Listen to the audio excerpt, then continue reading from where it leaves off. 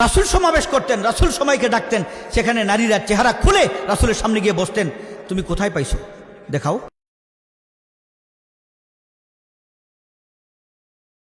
চেহারা খুলে বায়াত কোথায় আছে দেখাও। এত গণ্ড মূর্খ সে দিন কায়েমের জন্য আসছে। আর সমস্ত আলেমদেরকে সে বলছে তারা পথভ্রষ্ট। সমস্ত মাদ্রাসায় দিন শিখানো হয় না, হিজবুত তাওহীদে দিন শিখানো হয়। এই বক্তব্য সে দিচ্ছে। মাদ্রাসা শিক্ষা কওমি মাদ্রাসার বিরুদ্ধে সে লেগেছে।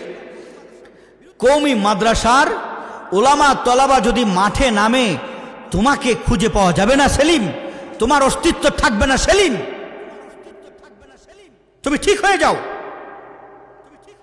মাদ্রাসা নিয়ে আর একটা কথা যদি তোমার মুখ থেকে বের হয়, তোমার জিহ্বা টেনে বের করে দেব, টুকরা টুকরা করে দেব তোমার জিহ্বা বের করে। মাদ্রাসায় কোরআন সুন্নাহর প্র্যাকটিক্যাল শিক্ষা দেওয়া হয় না, তোমার স্ত্রী বলেছে, তোমার নারীরা বলেছে মাদ্রাসায় কোরআন সুন্নাহ শিক্ষা দেওয়া হয় না, তুমি কোরআন সুন্নাহ শিক্ষা দিচ্ছ। আর এই 1400 বছর ধরে কোটি কোটি অগণিত আলেম ওলামা ইমাম মুস্তাহিদ সমস্তরা ব্যর্থ, তুমি সফল। তুমি ইসলাম পেয়েছ 1400 বছর পরে এসে। তুমি ইসলাম কোথা থেকে পেয়েছ? কোরআন থেকে। কোরআনই তো পড়তে পারো না, কোরআনই তো। আসলে বিষয়টা কি জানেন? বিষয়টা হলো ইনিল হুকমু ইল্লা লিল্লাহ। একটা সম্প্রদায় এটা বলেছিল, ইনিল হুকমু ইল্লা লিল্লাহ, হুকুমত চলবে আল্লাহর। আসলে এটা হলো কথা সত্য মতলব খারাপ। কালিমাতু হাক্কিন উরিদা বিহাল বাতিল। কথা সত্য যে আল্লাহর জমিনে আল্লাহর আইন চলবে। আল্লাহর জমিন, আল্লাহর আসমান, আল্লাহর সূর্য, আল্লাহর চন্দ্র, আর আইন চলে মানব রচিত আইন, আইন চলে ব্রিটিশদের আইন। কথা সত্য, কিন্তু এই সেলিমের মতলব খারাপ। এর কারণ হলো এই সেলিম কোন সেলিম? এই সেলিম হলো যে বাইজিদ খান পন্নীর মেয়ের জামাই সেলিম। বাইজিদ খান পন্নী হলো হিজবুত তাওহীদের বাণী প্রতিষ্ঠাতা এবং বিড়িখোর, যাকে আমরা তার জীবদ্দশায় বিড়িখোর হিসাবে চিনতাম। এই বাইজিদ খান পন্নী মারা যাওয়ার পরে তার মেয়েকে আর মেয়ের জামাইকে এই সেলিমকে দায়িত্ব দিয়ে গেছে। সেলিম বিড়ি খাই কিনা দেখি নাই, কিন্তু এ পন্নী বাইজিদ খান পন্নী বিড়ি খেত, বিড়িখোর পন্নী বলা হয় তাকে।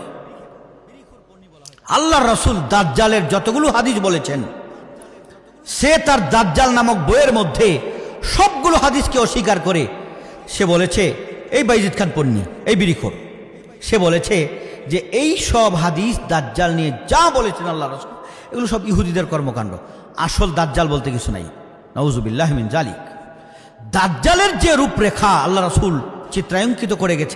চিত্রায়িত করে গেছেন, এবং আমাদের মনের ভিতরে দাজ্জালের যে ফিতনার যে ভয়াবহতা আমরা জানি। দাজ্জাল আসবে, নিজেকে খোদা দাবি করবে, জান্নাত আর জাহান্নাম সাথে নিয়ে আসবে। এই যে আল্লাহ রাসূলের এই বক্তব্যগুলো, সে পুরাকে পুরা অস্বীকার। একটা হাদিসকে, সহিহ হাদিসকে অস্বীকার করলে, কোরআনের একটা আয়াতকে অস্বীকার করলে যেখানে কাফের হয়ে যায়, সেখানে শত শত হাদিসকে সে অস্বীকার করে মুসলমান কেমনে রইল? সেই বিড়িখোর পন্নী বাইজিদ খান পন্নীর মেয়ের জামাই এই সেলিম এখন দিন কায়েমের জন্য উঠে পড়ে লাগছে। আরে ভাই, তুই নিজেই তো দিন বুঝোস না। মা হুয়া দিন, নিজেই তো দিন সম্বন্ধে আল্লাহ রাসূল, আল্লাহ তাআলা কোরআনে যে আয়াত নাযিল করেছেন, আয়াতটা পড়ে আমাকে শোনাইতে পারবি সহি শুদ্ধভাবে? এবং হারফান হারফান, লফজান এই আয়াতের যদি অর্থ আমাকে শোনাইতে পারোস, বুঝাইতে পারোস, তো আমি তোর দিন, তোর ইসলাম, তোর দিন আমি কবুল করব। তোর হিজবুত তাওহীদ যে দিন আমি কবুল করব, এবং তোর কর্মচারী হয়ে আমি কাজ করব। আর যদি সহি শুদ্ধভাবে এই দিন প্রতিষ্ঠার যে আয়াত, এই আয়াত যদি তুই আমাকে না শোনাইতে পারোস, আমার জুতা দিয়ে তোর পিটা। কত বড় নালায়েক নাফরমান! সে সারা দুনিয়ার সমস্ত মুসলমানদেরকে কাফের বলতেছে। সে এই দেশে যত মুসলমান আছে সবাই ইসলামে নাই। সৌদি আরবে যে ইসলাম আছে এই ইসলাম নাই, এটা ইসলাম না। আফগানিস্তান, ইমারত ইসলামিয়া সারা বিশ্বে এখন যেটা একেবারে নিরঙ্কুশভাবে ইসলামী রাষ্ট্র, নিরঙ্কুশভাবে, যেখানে কোনো সন্দেহ নাই, কোনো সেক্টরে তারা এই সাম্রাজ্যবাদীদের পূজারী না, ভারতের পূজারী না, কোনো সেক্টরে তারা তারা এই আপনার আল্লাহর আইন ছাড়া অন্য কোনো আইনে তারা, ব্রিটিশদের বানানো আইনে তারা কোনো একটা সেক্টরে তারা কাজ করছেন না, সব সেক্টর বন্ধ করে দিয়েছে। এমনকি ব্যাংক সেক্টর, যে ব্যাংক ছাড়া রাষ্ট্র চলা মুশকিল হয়ে দাঁড়িয়েছে এই সময়, সে ব্যাংকগুলো পর্যন্ত সুদ মুক্ত করে ঘোষণা দিয়েছেন যে কোনো ব্যাংক সুদে চলবে না। পারবেন? সৌদি আরব পারে নাই, কোনো রাষ্ট্র পারে নাই যেটা ইমারত ইসলামী আফগানিস্তান পেরেছে। আর সেই আফগানিস্তানও ইসলাম নেই, পাকিস্তানও ইসলাম নেই, বাংলাদেশে তো নাই। ইসলাম শুধু হিজবুত তাওহীদের ভিতরে আছে। তাইলে সারা বিশ্বের সমস্ত মুসলিম উম্মাহ সবাই কাফের, আর সেলিম মুসলমান। সেলিমের বউ পন্নির মেয়ে মুসলমান। আর যে নারীদেরকে সে নিয়ে সমাবেশ করছে, পর্দাহীনভাবে নারীদেরকে উপস্থাপন করছে বিশ্ববাসীর সামনে, এটা নাকি ইসলাম? নবী নাকি এটা করেছে? আরে জাহেল, আরে মূর্খ, কোথায় নবী করেছে? বলে বুখারী শরীফে আছে। কোথায় আছে? বলে দেখেন না, ঈদের সলাতে নারীরাও আসছে, ঈদের সলাতে নারীরা আসছে,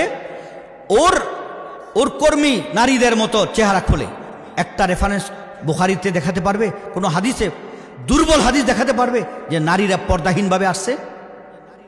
কোথায় আছে? ঈদের সলাতে আসছে, নামাজের সলাতে আসছে।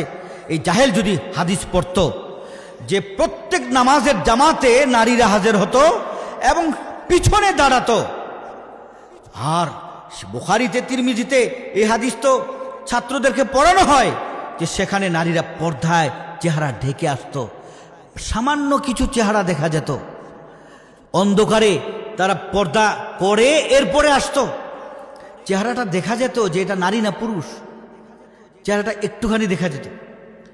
আরে তারপরে বুখারীতে যেখানে স্পষ্ট বুখারী রেফারেন্স দাও, তো অন্যগুলো দাও না কেন? যেখানে পর্দার কথা আছে সেটা দাও না কেন? হযরত আয়েশা রাদিয়াল্লাহু আনহা বলেন, হজের মৌসুম আমরা যাচ্ছি রাসূলের পিছনে পিছনে হজ করার জন্যে, আমরা চেহারা খোলা, যখনই দেখি কোনো পুরুষদের কাফেলা আসছে আমরা চেহারার কাপড়টাকে টেনে বুক পর্যন্ত এনে দেই যাতে চেহারা না দেখা যায়। এই হাদিস কেন পড়ো না? এটা তো রাসূলের সাথে, রাসূলের স্ত্রী হযরত আয়েশা রাদিয়াল্লাহু আনহার হাদিস বুখারীতে আছে। রাসূল সমাবেশ করতেন, রাসূল সময়কে ডাকতেন, সেখানে নারীরা চেহারা খুলে রাসূলের সামনে গিয়ে বসতেন। তুমি কোথায় পাইছো দেখাও। রাসূলের কাছে বায়াত হতে নারীরা আসতেন, এই হাদিসও আছে, কিন্তু রাসূলের হাতে হাত রেখে বায়াত হতেন, চেহারা খুলে বায়াত হতে কোথায় আছে দেখাও। এত গণ্ড মূর্খ সে দিন কায়েমের জন্য আসছে, আর সমস্ত আলেমদেরকে সে বলছে তারা পথভ্রষ্ট। সমস্ত মাদ্রাসায় দিন শিখানো হয় না, হিজবুত তাওহীদে দিন শিখানো হয়, এই বক্তব্য সে দিচ্ছে। মাদ্রাসা শিক্ষা কওমি মাদ্রাসার বিরুদ্ধে সে লেগেছে। কওমি মাদ্রাসার ওলামা তলাবা যদি মাঠে নামে, তোমাকে খুঁজে পাওয়া যাবে না সেলিম, তোমার অস্তিত্ব থাকবে না সেলিম, তুমি ঠিক হয়ে যাও। মাদ্রাসা নিয়ে আর একটা কথা যদি তোমার মুখ থেকে বের হয়, তোমার জিহ্বা টেনে বের করে দেব, টুকরা টুকরা করে দেব তোমার জিহ্বা বের করে। মাদ্রাসায় কোরআন সুন্নাহর প্র্যাকটিক্যাল শিক্ষা দেওয়া হয় না, তোমার স্ত্রী বলেছে, তোমার নারীরা বলেছে মাদ্রাসায় কোরআন সুন্নাহ শিক্ষা দেওয়া হয় না, তুমি কোরআন সুন্নাহ শিক্ষা দিচ্ছ। আর এই 1400 বছর ধরে কোটি কোটি অগণিত আলেম ওলামা ইমাম মুস্তাহিদ সমস্তরা ব্যর্থ, তুমি সফল। তুমি ইসলাম পেয়েছো 1400 বছর পরে এসে। তুমি ইসলাম কোথা থেকে পেয়েছো? কোরআন থেকে। কোরআনই তো পড়তে পারো না, কোরআনই তো তুমি ভুল পড়ো, কোরআনের আয়াতে কারিমাই তো তুমি ভুল পড়ো। দেখে দেখে একটা শুদ্ধভাবে পড়ো তো দেখি। তোমার পিছনে যারা নামাজ পড়ে একজনের সালাত আদায় হয় না, কারণ তোমার অশুদ্ধ তেলাওয়াতে সবার নামাজ বাতিল বাতিল বাতিল। তুমি বক্তৃতা দিচ্ছ, মিডিয়া সাজিয়েছ, টাকা পেয়ে, ইহুদি নাসারাদের টাকা খেয়ে, টাকা পেয়ে তুমি এখন এগুলো করছো। তোমাকে স্তব্ধ করতে এক মুহূর্ত সময় লাগবে না, এটা জেনে রাখো। ব্রাউনবেরিয়ার মাদ্রাসা নিয়ে তুমি কথা বলেছ, মাদ্রাসায় শিক্ষা দেওয়া হয় না। তুমি বলৎকারের বিরুদ্ধে কথা বলো, কিন্তু বলৎকার কি শুধু কওমি মাদ্রাসায় হয়? বলৎকার আর কোথাও হয় না? সেখানে দেখো না, তুমি সমকামিতার বিরুদ্ধে একটা কথা বলো নাই। যারা সমকামিতার জন্য আন্দোলন করে তাদেরকে তুমি একটা কথাও তাদের বিরুদ্ধে বলো না। তুমি বলৎকার সেটা শুধু কওমি মাদ্রাসায় আছে, আর কোথাও নাই। তুমি দেখো না স্কুল কলেজ ইউনিভার্সিটি এবং অন্য অন্য মাদ্রাসাগুলোতে ওপেন, যারা পর্দা ছাড়া সহশিক্ষা লাভ করছে, ছেলে মেয়ে একসাথে বসে সহশিক্ষা লাভ করছে, ওগুলো তোমার চোখে বাঁধে না? কওমি মাদ্রাসায় কি হচ্ছে এগুলো তুমি তুলে ধরছ? কওমি মাদ্রাসা এই দেশে ইমাম বানিয়েছেন, এই দেশে বাইতুল মোকাররমের খতিব বানিয়েছেন, ওবায়দুল্লাহকে বানিয়েছেন রহিমাহুল্লাহ এই কওমি মাদ্রাসা। খতিব ওবায়দুল্লাহর মতো ব্যক্তিত্ব এই কওমি মাদ্রাসা বানিয়েছেন। এখন যিনি আছেন বাইতুল মোকাররমের খতিব আব্দুল মালিক, যিনি সমগ্র বিশ্বের একজন শ্রেষ্ঠদের অন্যতম একজন ব্যক্তিত্ব, হাদিস বিশারদ, কওমি মাদ্রাসা বানিয়েছেন। শাইখুল হাদিস আল্লামা আজিজুল হককে কওমি মাদ্রাসা বানিয়েছিলেন, ফজলুল হক আমিনীকে কওমি মাদ্রাসা উপহার দিয়েছেন। আর আমি কতজনের নাম বলবো শুনো। এই বাংলাদেশে রাজনীতির ময়দানে যারা আন্দোলন করে গিয়েছেন ইসলামের জন্যে, দ্বীনের জন্যে, তারা ছিলেন কওমি মাদ্রাসার। তুমি সেলিম আর তোমার শ্বশুর বাইজিদ খান পন্নী, তারা কি করেছ? তোমার শ্বশুর বিড়ি খেয়েছেন আর তুমি কি খাও আল্লাহই জানে। আমার তো মনে হয় তুমি কেজিয়ে গাঞ্জা খেয়ে এরপরে এই সমস্ত কথাবার্তাগুলো বলছো। এই জন্য সেলিম তোমাকে হুঁশিয়ার করে দিচ্ছি, মাদ্রাসার ব্যাপারে, ইসলামের ব্যাপারে, দ্বীনের ব্যাপারে টু শব্দ করার, তোমার এই দুঃসাহস দেখাবার আর পায়তারা তুমি করবে না। মনে রাখো, এই দেশে আলেম ওলামা আছে, এই দেশে জ্ঞানীজনরা আছে যাদের সনদ রাসূল সাল্লাল্লাহু আলাইহি ওয়াসাল্লাম পর্যন্ত গিয়ে পৌঁছে। দেওবন্দ মাদ্রাসা নিয়ে কটূক্তি করছো। দেওবন্দ মাদ্রাসা নিয়ে আর একটা কথা তোমার মুখ থেকে শুনতে পেলে তুমি মনে রেখো, তোমাকে ছাড় দেওয়া হবে না। দেওবন্দ মাদ্রাসার আলো শুধু বাংলাদেশই না, সারা বিশ্বে ছড়িয়ে পড়েছে। আর দেওবন্দ মাদ্রাসা শুধু ভারতেরই না, দেওবন্দ মাদ্রাসার আসাতিজে কেরাম আকাবিরে ইসলাম, তারা মদিনা, মক্কা, সমগ্র দুনিয়ায় যারা বড় বড় পাণ্ডিত্যের অধিকারী ছিলেন তাদের থেকে মুস্তাব হয়েছেন, তাদের থেকে মুস্তাফিদ হয়েছেন, তাদের থেকে তারা দ্বীন শিখেছেন, দ্বীনের আলো পেয়েছেন। আর তুমি দ্বীনের আলো পেয়েছ তোমার বিড়িখোর শ্বশুর বাইজিদ খান পন্নী থেকে। তুমি তার থেকে দ্বীন শিখেছ। সে দ্বীন কার থেকে শিখেছে? সেই নালায়ক মরে গেছে এই একটা অপদার্থ জামাতাকে দেশে রেখে, যে দ্বীনের নামে লাদিনীকে সরিয়ে দিচ্ছে, বদ্দিনীকে ছড়িয়ে দিচ্ছে। তোমার সমস্ত প্রোগ্রাম কুফরি প্রোগ্রাম। হিজবুত তাওহীদের প্রত্যেকটা প্রোগ্রাম কুফরি প্রোগ্রাম। হিজবুত তাওহীদের প্রত্যেকটা সমাবেশ কুফরি সমাবেশ। হিজবুত তাওহীদের প্রত্যেকটা বক্তব্য কুফরি বক্তব্য। হিজবুত তাওহীদের উপরের কথা দ্বীন প্রতিষ্ঠা, আন আকিমুদ্দিন, দ্বীন প্রতিষ্ঠা করো। দ্বীন কি সেটাই তাই জানে না। সেলিমের শরীরের মধ্যেই দ্বীন নাই, তার দাড়ির মধ্যেই দ্বীন নাই, তার কথার মধ্যেই দ্বীন নাই, তো সে কিসের দ্বীন প্রতিষ্ঠা করবে? আল্লাহ সুবহানাহু ওয়া তাআলা বলেছেন শারা আলাকুম মিনাদ-দীনি মা ওয়াসা বিহি নূহা, এই আয়াতের লাস্টে বলেছেন আন আকিমুদ্দিনা, দ্বীন প্রতিষ্ঠা করো। আগে বলেছেন শরীয়ত, তোমার ভিতরে শরীয়ত নাই, তোমার নারীরা সব চেহারা খুলে বক্তব্য রাখছে, আর এটাকে বলছে শরীয়ত। কোথায় আছে? কোরআনের কোথায় আছে? কোরআনের কোথায় আছে? কোরআনে আছে কুল্লিল মুমিনিনা, আবার পরের আয়াতে বলছেন কুল্লিল মুমিনাত, নারীদেরকে বলেছেন, পুরুষদেরকে বলেছেন চক্ষু নিচের দিকে করে রাখতে। তোমার নারীরা মিডিয়ার সামনে এসে কথা বলছে, চোখ কোথায়? নিচের দিকে। তুমি বক্তব্য দিচ্ছ, নারীদের দেখছো, কোথায় তোমার চোখ? নিচের দিকে। তাহলে তোমার শরীয়ত নাই। আগে তো শারা আলাকুম মিনাদ-দীন, আল্লাহ তাআলা শরীয়ত বানিয়েছেন, এরপরে বলেছেন নাকিমুদ্দিন, দ্বীন প্রতিষ্ঠা করো আর আমার শরীয়তের বিধান প্রয়োগ করো। তাহলে তোমার শরীয়ত নাই, দ্বীন কিভাবে তুমি প্রতিষ্ঠা করবে? রাব্বুল আলামিনের সূরাতুত তাওবার এই আয়াতের কারিমার মধ্যে আল্লাহ যে দিক নির্দেশনা দিয়েছেন, এই দিক নির্দেশনা সূরাতুত তাওবা না, সূরাতুশ শূরা, যে দিক নির্দেশনা দিয়েছেন, এই দিক নির্দেশনা অনুযায়ী আমাদেরকে দ্বীন প্রতিষ্ঠা করতে হবে। দ্বীন প্রতিষ্ঠা করা ফরজ, এটা আমরা জানি, এটা আমরা বুঝি। হ্যাঁ, তোমার কথাগুলো আমরা সহি শুদ্ধভাবে নিতাম যদি তুমি আলেম ওলামাদের সাথে মিলিয়ে এরপর দ্বীন প্রতিষ্ঠা সংগ্রামে অবতীর্ণ হতে।